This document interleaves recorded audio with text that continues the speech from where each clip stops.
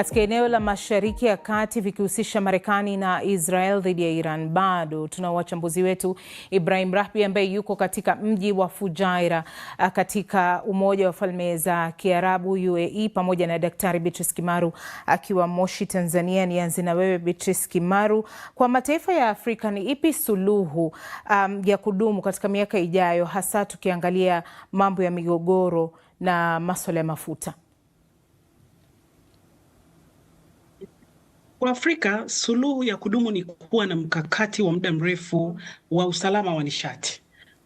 Hii inamaanisha kwamba mataifa ya Afrika yanapaswa kujenga akiba ya mafuta ya kimkakati, lakini pia kuboresha miundombinu ya kuhifadhi mafuta, hali kadhalika kuwekeza zaidi kwenye nishati mbadala, ikiwemo umeme wa jua, umeme wa maji na hata umeme wa upepo. Na nadhani hii inaweza ikawa suluhu ya muda mrefu, kwa sababu bila kuchukua hatua hizi, kila mgogoro wa kimataifa utaendelea kuathiri uchumi wa Afrika kwa namna moja ama nyingine.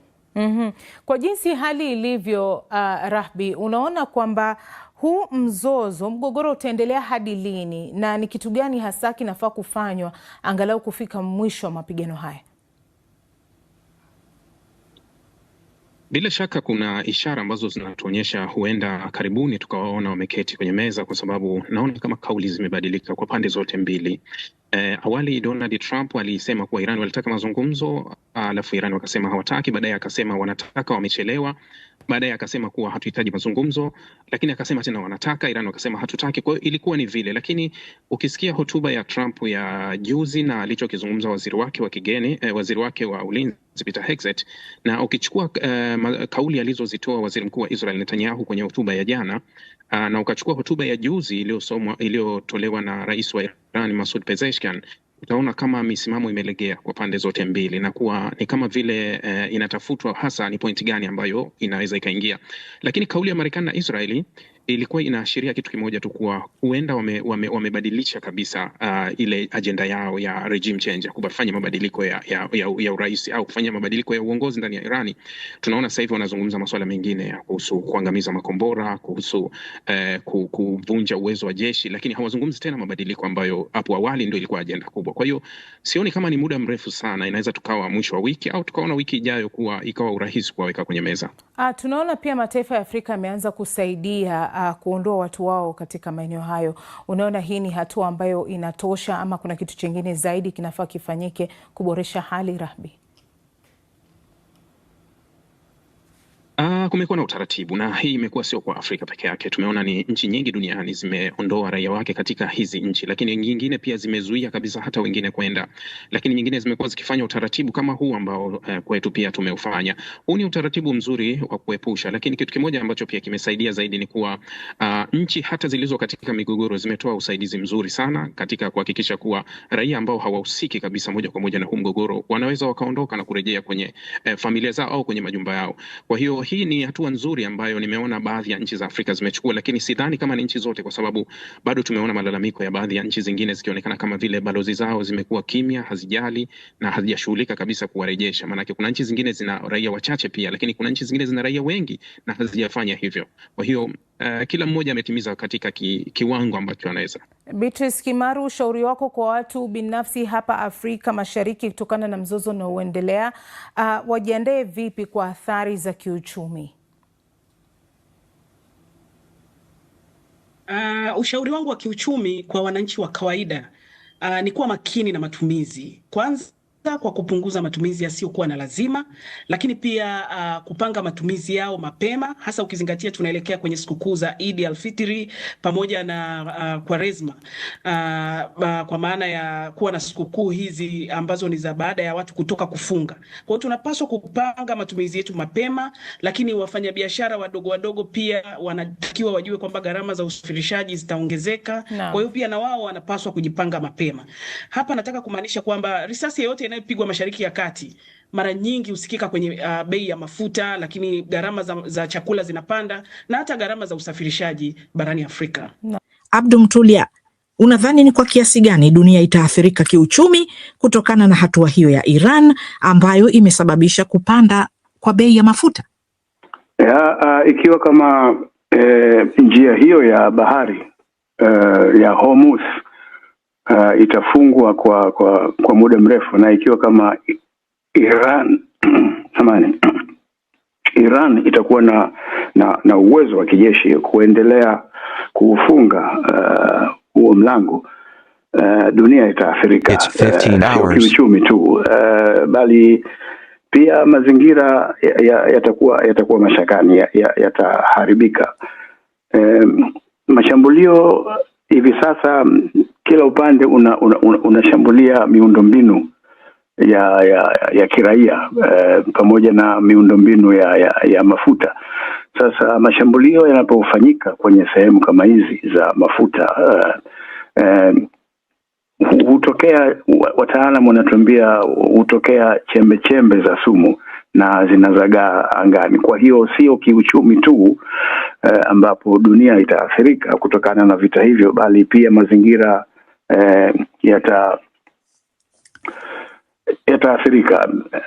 Sasa kiuchumi tunaweza kusema kwamba mfumo wa ugavi umeingia mashakani kwa sababu ya yale yanayotokea hapo kwenye mfereji huo wa Hormuz, kwa sababu kwa kiasi kikubwa sana nishati muhimu kwa uchumi wa dunia zinapitia kwenye sehemu hiyo. Kwa hiyo endapo njia hiyo itaendelea kufungwa, nishati muhimu zitakuwa haba, na tunajua katika masuala ya kiuchumi kwamba kama kitu kinakuwa haba, basi bei zitapanda.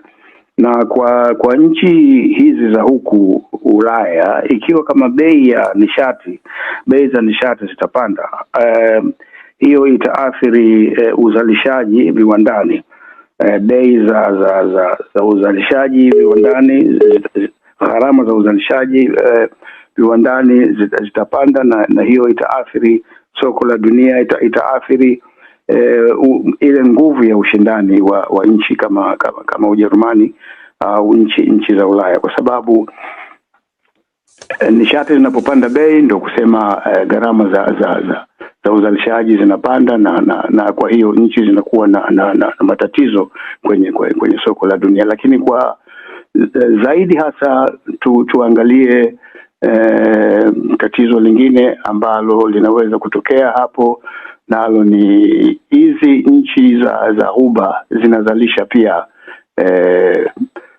mbolea ambayo ni muhimu sana katika sekta ya kilimo, na kwa kadri matatizo yatakapoendelea hapo kwenye njia hiyo ya Hormuz, basi itakuwa vigumu kwa nchi kupata mahitaji ya mbolea haraka, na hii itaathiri sekta ya kilimo. Kwa hiyo kuna athari za kiuchumi, kuna athari za kwenye kilimo na kwenye mazingira kutokana na kile ambacho kinaweza kuendelea pale kwenye njia ya Hormuz.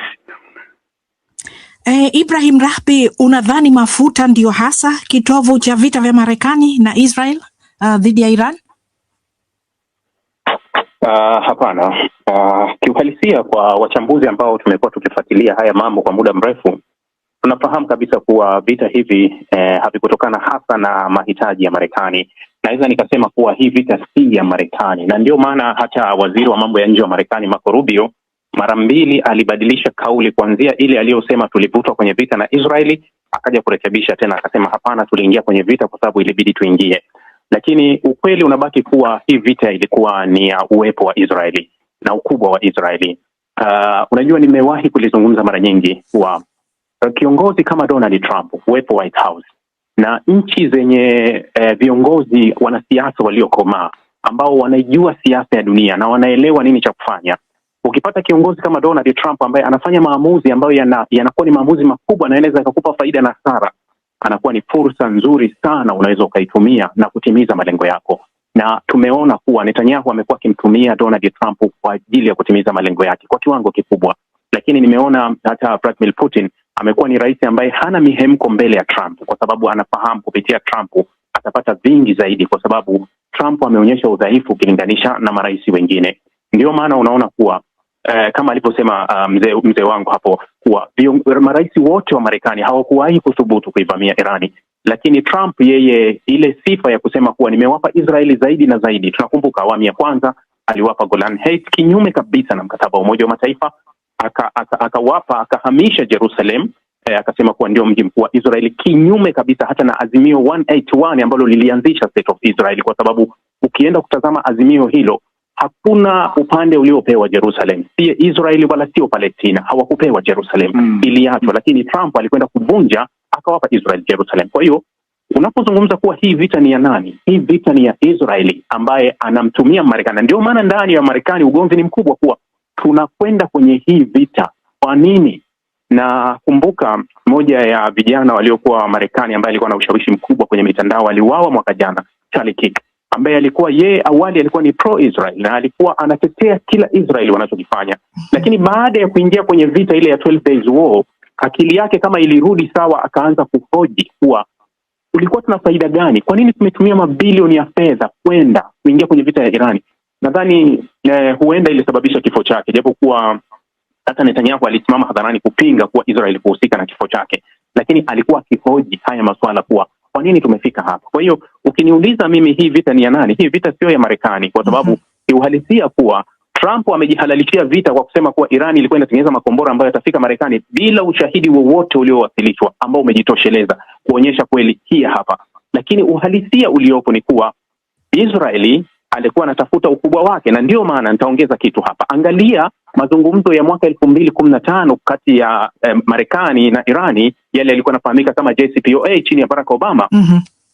Yale mazungumzo hayakuwa na ajenda kubwa ya makombora wala hayakuwa ajenda. Lakini baada ya mashambulizi ya Iran na Israeli juzi, Israeli ikagundua kuwa Irani ana threat mpya, yani ana tishio jipya ambalo ni makombora. Ndio maana Irani alivyoenda kwenye meza akamwambia tunajadili nyuklia bila makombora. Israeli akamsukuma Marekani, hakuna mazungumzo bila makombora. Kwa hiyo unaweza ukaelewa moja kwa moja kuwa Trump amesukumwa kwenye hii vita, huenda baada ya kuwa kwenye blackmail ya Epstein kama vile watu wengine wanavyozungumza, lakini si vita ya Marekani. Hii ni vita ya Israeli ambayo Marekani ameibeba. Bandio, umeitaja pia Urusi hapo, na ningetaka